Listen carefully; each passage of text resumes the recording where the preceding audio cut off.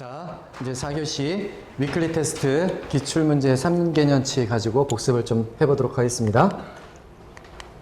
네, 이번 이제 부동산 시장론, 지대 입지, 공간 구조론, 여기 전에 우리가 경기 변동론이 있었죠. 한 문제가 이제 더 있었고, 그 다음에 이쪽 파트에서는 한 5문제 정도 출제가 된다고 보시면 되는데, 34회에서는 부동산 시장론에 대해서는 한 문제가 안 나왔기 때문에, 뭐, 여러분 이제 35회 시험에서는 부동산 시장론에서는 꼭 한 문제가 나오겠죠. 네, 그럴 거라고 생각하고 한번 문제를 풀어보겠습니다. 31회 문제네요.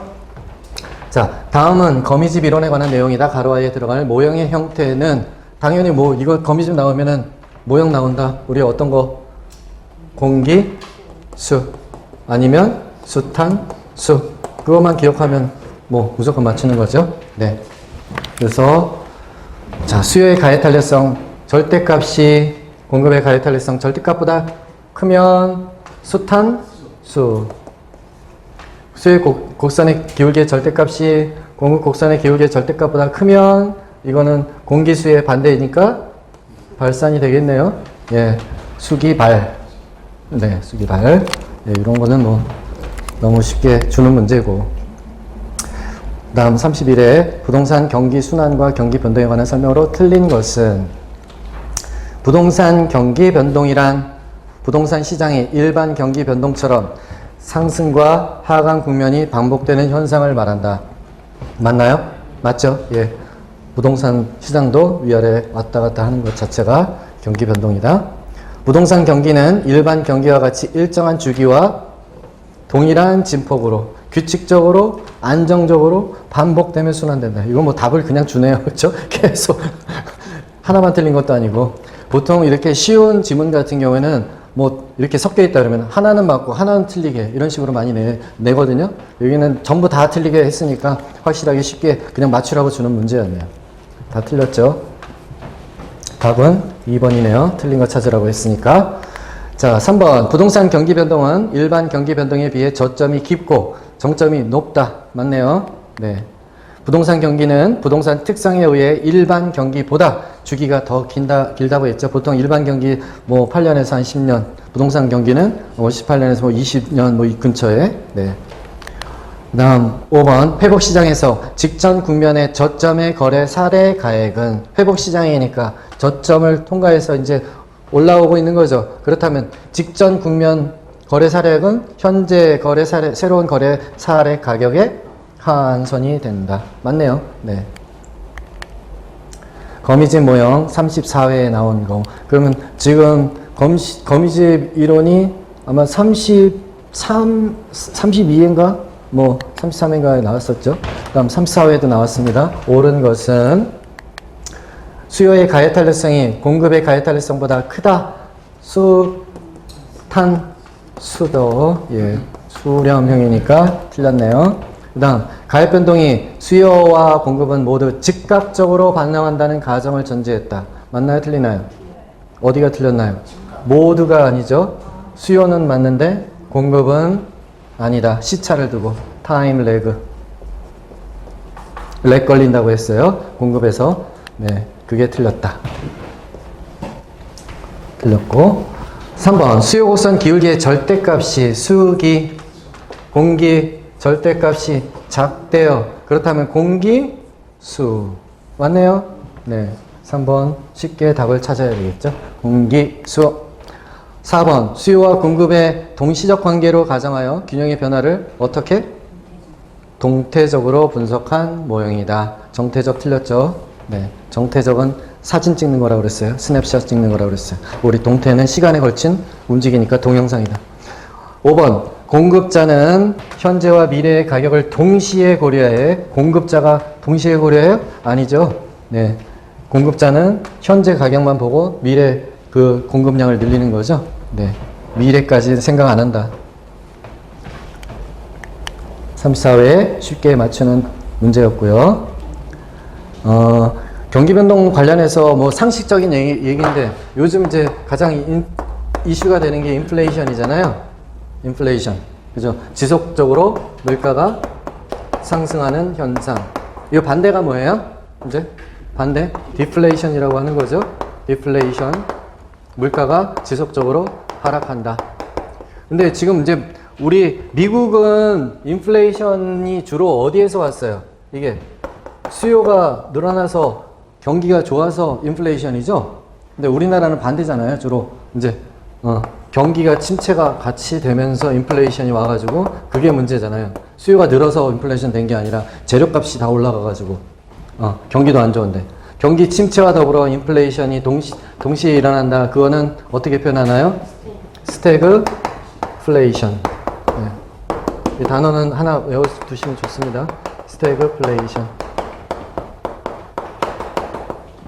네. 경기 침체 속에서도 인플레이션이 오는 거는 스태그플레이션. 자, 주택 여가 가정과 주거 분리에 관한 설명으로 옳은 것은 우리 여가 가정 주거 분리 다 했습니다. 여가 가정 상향 여가, 하향 여가, 주거 분리, 고소득층, 저소득층, 동네가 주거 지역이 분리가 되는 현상. 이거는 정의 외부 효과, 부의 외부 효과 때문에 발생한다고 했고요. 그렇죠? 네, 주택 여가 가정인 경우에는 발생 원인이 뭐예요? 결국 가치 상승분과 재건축 비용과 그 차이 때문에 발생하는 거죠. 1번 주택 여가 가정은 주택의 질적 변화와 가구의 이동의 관계를 설명해 준다. 맞네요. 네. 주택의 질이 저하가 되는데 그걸 재건축해 가지고 좋은 동네로 바뀌면 상향 여가가 되는 거고. 자, 2번 상위 계층에서 사용하던 기존 주택이 하위 계층에서 사용되는 것을 하향 여가라고 하는 거죠. 예, 2번은 틀렸네요. 3번 공가 빈집이 만들어지는 이유는 주거지 이동과는 관계없다? 관계 있다 해야 되겠죠. 네. 공가가 왜 발생해요? 근데 고소득층, 중산층이 살고 있던 동네가 점점 낡아진다. 그 사람들은 다 동네를 떠나는 거죠. 그 빈집, 공가가 발생하게 되면 거기를 누가 침입한다? 저소득층이 침입하고 그거를 또 이어주고 해서 계승하다 보니까 토지 이용 자체가 이제 달라진다고 그랬어요. 그래서 불량주택이 발생하게 된다. 4번 주거 분리는 소득과 무관하게 주거 지역이 지리적으로 나뉘는 현상인가요? 주거 분리는 고소득층, 저소득층 나눈 거잖아요. 소득과 관련이 당연히 있죠. 그 다음에 5번 저급주택이 수선되거나 재개발이 되었대요. 그래서 상위 기층에서 사용되는 것을 이거 서로 바뀌었네요. 네, 상향 여가. 네. 31번 부동산 시장에 관한 설명으로 틀린 것은 부동산은 대체가 불가능한 재화이다. 맞나요? 맞죠? 예, 개별성 때문에 서로 호환되는 것이 아닌데 그렇다 보니까 어떤 문제예요? 주식시장에서는 공매도가 이슈지만 부동산 시장 자체에서는 공매도라는 건 있을 수 없죠. 가격이 떨어질 것 같으니까 빌려와서 팔고 떨어진 이후에 되사서 갚는다. 그게 공매도잖아요. 공매도, 대차 거래한다. 뭐 이런 것들이 될 수가 없겠죠. 동일한 부동산이 아니니까. 삼성전자 주식은 동일한 주식이 너무 많다 보니까 공매도 이런 것들이 쉽게 되는 거지만 네, 말이 안 되는 얘기입니다. 근데 공매도라는 자체를 모르는 분도 있으니까 공매도 개념을 확인해 보시면 되겠고 부동산 시장이 강성효율적이래요. 강성효율적이라는 거는 완전 경쟁 시장이라면 강성효율적 시장이고 모든 정보가 네, 시장에 다 즉각 반영되어 있는 거죠. 뭐든 다 알려져 있다. 따라서 어떤 방법으로도 초과 이윤을 얻는 것은 불가능하다. 네. 여기서 기본적 분석, 기술적 분석 어떤 방법 다 써도 초과 이윤 얻을 수가 없죠. 부동산 시장은 부동산의 유형, 규모, 품질 등에 따라 구별되는 하위 시장이 존재한다. 다 부분 시장, 다 쪼개져서 볼 수 있다고 그랬잖아요. 네, 맞는 얘기네요. 4번 부동산 시장이 준강성이래요. 준강성이라면 뭐가 알려져 있다? 과거 정보와 현재까지는 알려져 있고 미래 정보는 정보 비용이 필요하다. 그렇죠? 새로운 정보는 공개되는 즉시 시장에 반영이 된다. 맞죠? 이때 미래 정보가 들어온다면 즉각 반영. 어차피 효율적 시장이라는 거는 다 똑같다.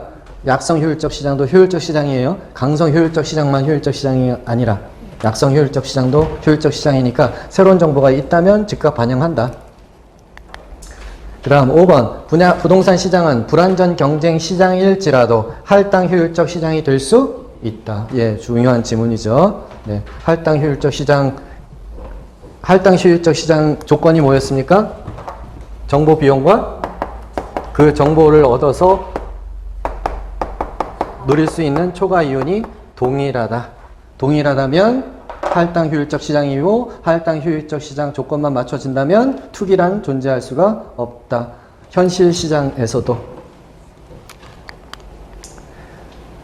자, 그러면 지금까지 이제 부동산 시장 특성이잖아요. 부동산 시장 특성은 항상 뭐 시험이 뭐 쉽습니다. 그렇죠? 쉬워요. 여기 이제 아까 우리가 정보의 현재 가치 계산하는 것도 한번 해봤습니다. 그렇죠? 정보의 현재 가치는 어떻게 계산했어요?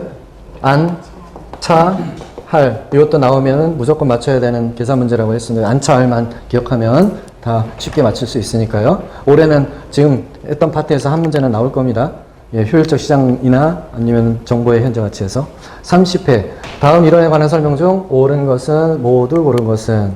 호이트 나왔네요. 호이트는 어디서 나왔나요? 도시 이론에 대해서 나오는 거죠. 그 다음에 호이트의 선형이라는 이론이 있어. 호, 선, 교통축. 선은 무슨 뜻? 부채꼴. 그래서 부채꼴 모양 나왔고, 그 다음에 교통 노선 나왔으니까 맞네요. 레시는 공업 입진론에서 뭐를 강조했다? 시장의 확대. 그렇죠. 매출액 증대되어 있는 쪽으로 가라.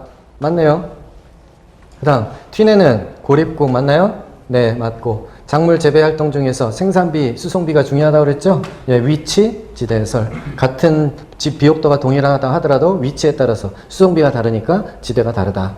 그러면 기억, 니은 전부 다? 전부 정답이네요. 지금처럼 30회에서 기억, 니은 이렇게 보기가 3개였어요. 근데 지금 점점 어려워지는 건 어떤 거예요?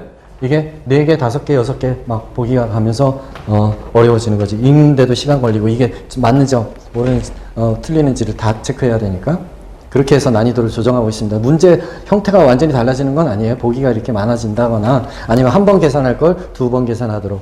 좀 이따가 우리 그런 방법 나오는 거 확인해 볼 거예요. 계산 문제에서. 다음에서 설명하는 내용을 보기에서 올바르게 고른 것은 기억.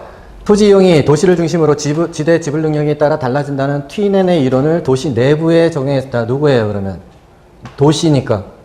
버제스의 동심원 이론. 맞나요? 네. 그 다음. 공간 중심지네요. 중심지 나왔으니까 누구? 중심지 이론 누구였어요? 중심지 상권 규모가 달라진다는 것을 실증하였다. 중심지 규모의 크기에 따라서 상권의 규모가 레일립 소매인력 법칙. 네. 디귿. 특정 점포가 최대 이익을 얻을 수 있는 매출액을 확보하기 위해서는 어떤 장소에 입지해야 되는지를 제시하였다. 특정 점포 입지. 이거는 알론소의 아니네요. 그게 아니네요. 넬슨의 소매 입지죠. 네, 소매 입지로. 8가지 원칙 중에서 가장 중요한 것은 양립성, 동대문 의료상가. 그래서 버제스의 동심원 이론은 기억, 레일리의 소매 입지는 니은, 넬슨의 소매 입지로는 디귿. 허프 모형에 관한 설명으로 틀린 것은 이렇게 이제 허프 모형, 레일리 모형, 그 컨버스 모형이 지문으로 나올 수도 있습니다. 네. 틀린 것은 중력 모형을 활용하여 상권의 규모 또는 매장 매출액을 추정할 수 있다. 맞죠? 네. 다음, 마찰 개수는 달라질 수 있다. 크기가 어떤 거에 따라서 시장의 교통 조건과 쇼핑 물건의 특성에 따라 달라질 수도 있고 그 매장이 주는 또 효용에 따라서 달라질 수도 있다. 그렇죠? 네. 쇼핑 물건의 특성 아까 어떤 예를 들었습니까? 제가 이케아 가구 전문점 같은 거는 멀리 있어도 사람이 찾아간다.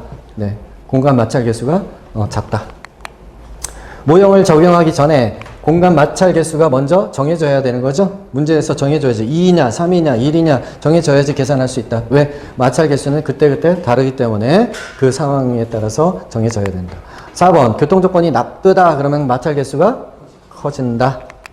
전문 품점 이케아 일상용품보다 공간 마찰 개수가 작다 나와야죠. 크다 나오면 안 되고 크면 가기 더 어렵다 그런 뜻이고 그죠? 사는 사람들이 거의 안 온다 그런 뜻인데 전문점은 멀리 있어도 찾아간다. 31회 다음 중 리카도 차액지대에 관한 설명으로 옳은 것을 모두 고르시오. 리차 비옥도 차이라고 했어요. 여기 한계지는 지대가 제로라고 했습니다. 수학 체감의 법칙. 그 다음 네 한계지대가 제로다. 그 다음 소유 이거는 리카도 얘기 아니죠? 마절사 사유와 그 다음 잉여라는 건 맞죠? 가격이 높아지면 지대가 높아지고 토지 생산물의 가격이 낮아지면 지대도 낮아진다. 네, 맞네요. 그러면 기역, 니은, 리을이 옳은 것이네요. 네. 고전적 지대론에서는, 농업지도론에서는 항상 지대는 잉여다. 31회 다음 입지와 도시 공간 구조에 관한 설명으로 옳은 것을 모두 고른 것은 기억, 컨버스는 분기점 모형이었어요. 각각 당기는 힘의 범위가 일치하는 지점, 상점 구매를 설명할 때 실직거리, 시간거리, 매장 규모와 같은 공간 요인뿐만 아니라 효용이라는 비공간 요인도 고려하였다. 맞나요? 맞나요? 맞아요? 허프인가요? 그쵸? 예? 이 비공간적 요인 효용, 이게 결국 어디에 집중되는 거예요? 마찰계수라는 거에 집중이 되는 거잖아요. 호이트는 저소득층 주거지가 형성되는 요인으로서 호이트는 선형 이론인데 도심 부도심 사이의 도로, 구릉지, 주요 건선도로의 근접성을 제시했다. 이게 누가? 저소득층이 아니라 고소득층으로 나와야 되겠죠. 이게 틀렸다. 그 다음 넬슨은 특정 점포 매출액을 하기 위해서 어떤 장소에 입지해야 되는지를 얘기했다. 넬슨의 소매 입지론 맞네요. 다음 디귿, 리을, 알론소는 던일 도심의 토지 이용 형태를 설명하면서 입찰지대, R입이었었죠. 예, 업종별로 입찰지대 곡선은 원점에 대해서 볼록한 형태를 갖게 된다 했고요. 디귿, 리을. 자, 지대의 이론에 관한 설명으로 옳은 것은 34회 문제였습니다. 네. 전부 다 그 부동산 시장에서는 안 나왔고 다 지대론, 입지론에서만 나왔습니다. 지대론에 관한 설명으로 옳은 것은 1번. T넨의 위치 지대설, T위 수. 비옥도 차이에 기초한 지대에 의해 비농업적 토지 이용이 결정된다. 맞나요? 비옥도 차이, 리차, 비. 여기다가 플러스 수송비가 꼭 들어가야 되죠. 마샬의 준지대에 따르면 생산비의 준지대는 뭐라고 했습니까? 단기 고정 설비에 지급되는 비용을 말했습니다. 사람이 만든 기계나 기구들로부터 얻는 일시적인 소득, 단기, 순수 준지대에 속한다. 맞나요? 네, 맞네요. 리카도의 차액지대설에서 지대는 토지의 생산성과 운송비? 아니죠. 생산성의 차이, 비옥도 차이지 운송비 얘기한 거는 그러니까 1번하고 3번하고 서로 사람 이름이 좀 바뀌었네요. 네. 4번. 마르크스의 절대지대설에 따르면 최열등지에 대해서도 지대가 발생한다. 왜? 사유화 때문에. 소유권이 인정된다면 지대는 0이 아니다라고 했습니다. 네, 5번. 헤이그의 마찰비용은 뭐의 합계다? 지대 플러스 교통비 합쳐놓은 게 마찰비용이지. 마찰비용과 교통비를 합친 게 지대가 아니죠. 네. 문제를 잘 읽어봐야 돼, 잘. 예. 다 들어본 건 맞는 것 같은데, 엉뚱한 얘기하고 있는 거죠. 네.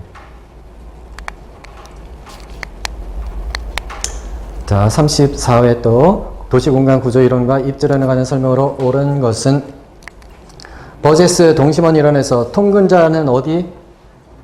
오지, 그쵸? 오지대에서 시내 중심으로 온다. 외곽 위치한다. 호이트의 선형 이론에 따르면 도시공간 구조 성장과 분화는 점이지대를 향해 직선으로 확대되면서 나타나는 건가요? 아니죠. 네. 해리스 앤 울만의 다이심 이론은 중심 업무지구와 점이지대가 존재하지 않나요? 아니죠. 중심 업무지구가 여러 군데 다이심이니까요. 래시 최대 수요 이론은 운송비와 집적 이익을 고려한 특정 사업의 팔각형 상권 체계 과정을, 팔각형은 우리 배운 적도 없습니다. 그 배우지가 어떻게 형성된다고요? 육각형. 레일리의 소매인력 법칙은 특정 점포가 최대 이익을 확보하기 위해 어떤 장소에 입지해야 되는 8가지 원칙, 이거는 넬슨의 소매인력 법칙이었고요. 네, 정답은 1번이 되겠네요. 나머지는 다 틀렸고. 베버의 최소 비용 이론, 베버. 틀린 것은, 최소 비용은 최소 운송비 지점, 최소 노동비 지점, 최소 운송비, 노동비, 직접이익 예, 발행하는 구역을 종합적으로 고려해서 결정한다. 맞네요. 네. 등 비용 곡선은 뭐가 같은 비용 곡선이다? 등 수송비만을 얘기한다고 그랬죠? 그런데 기업이 입지를 밝힐 경우 운송비와 노동비가 동일한 지점이라고 그랬으니까 틀렸다. 뭐가 동일해야 된다? 뭐만? 운송비, 수송비만. 거기 노동비가 들어가서 틀렸습니다. 등 비용 곡선. 이렇게 이런 장난을 많이 쳐요. 우리 문제.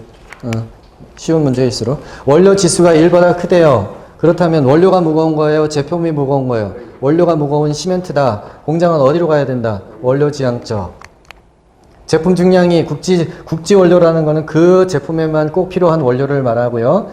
그러니까 뭐 그냥 단순히 원료라고 이야기해도 되고, 제품 중량이 원료 중량보다 크다라면 어디로 가야 된다? 시장으로 가야 되는 거죠. 예, 음료수 공장. 운송비는 원료의 제품의 무게, 원료와 제품이 수송되는 거리에 의해 결정된다. 당연히 그렇겠죠. 제품의 무게하고 거리. 네.